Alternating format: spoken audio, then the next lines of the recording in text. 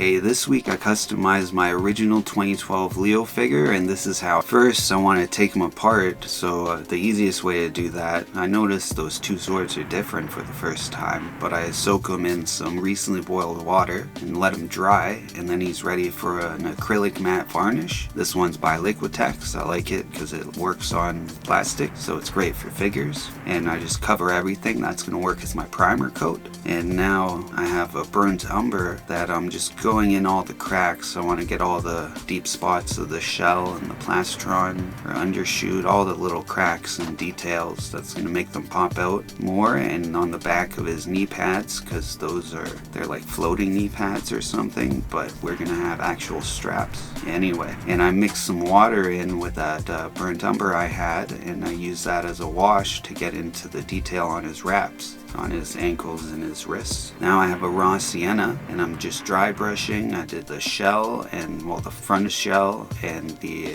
all the leather parts and the back of the shell, back shell, and I get some in the side shell because they're like yellow, or raw sienna, a lighter color in the cartoon. Well, you call it cartoon in the show, it's CGI. It's not cartoon, the computer tune, I don't know, the TV show from 2012. I have a hunter green now, and I'm going in all the little details and all the creases and the muscles. And now I'm just kind of dry brushing, but I'm putting a lot on the shell there. I'll just put a little in the middle and then spread it out because I want the brown in the cracks to still show through. Now I have a granite gray. It's just a light gray, and I use a toothpick to give them a bunch of little dots all over the place to be freckles, and then I'm going to go over them and they're going to be like a whitish light green when I use the green. But also I want some darker spots, so I have pewter gray, and I do a bunch more spots with the toothpick again until he's all dotted up, because that's how he is in the show. I think they all are kind of like that, but Mikey has the most visible because he's a lighter color.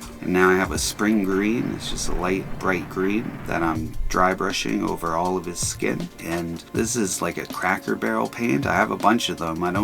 They were fine to do all the dots, but it didn't go down great on his skin, so I probably won't use that one again. Now for the swords, the wraps around the swords, I thought true burgundy was the closest color that I had. They are burgundy in the show, but Mikey, I didn't have to do that. Well, I did it a little different because he had orange, so I just went over with a little bit of brown. It came out pretty much the same color. But daffodil yellow now, and I'm going to dry brush pretty much everything with it, but I put a lot on the chest because I want to lighten that up quite a bit. And then on the shell, just put a little bit, and it's going to pick up on all the edges and make all the details pop out. But then I can also use it on all the brown spots, the leather. It'll make it look like beat up and worn, and bring out all the edges, even a little bit on the high spots on his skin to brighten that up a bit and try to fix what I didn't like about that green that I used before. I have other spring greens that I've used. This is cinnamon brown. It's a lighter brown. I'm using a toothpick to go in all the cracks of the shell because I got a little too much of the daffodil yellow, and then I dry brush a little more raw sienna on the shell to get it a little brighter. I don't know.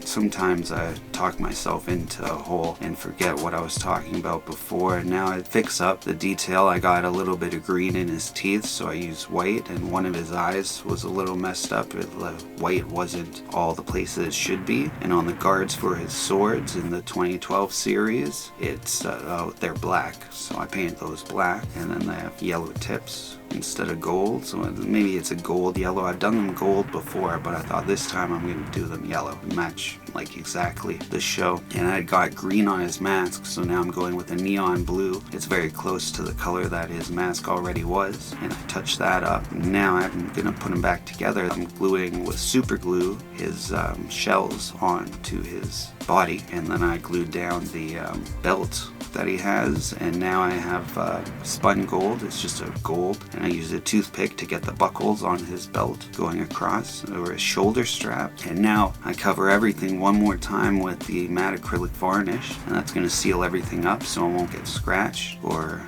scuffed or smudged or anything else it could get. And now that that's all dry, I go in with a black wash on a few spots. I get the details in his swords and in his sword holster, sheaths, and the belt. It's got, especially in the line between the belt straps that are just one, but and his wraps on his feet to bring out more of the details in there, and the wraps on his arms. This is how he came out. I did Mikey last week.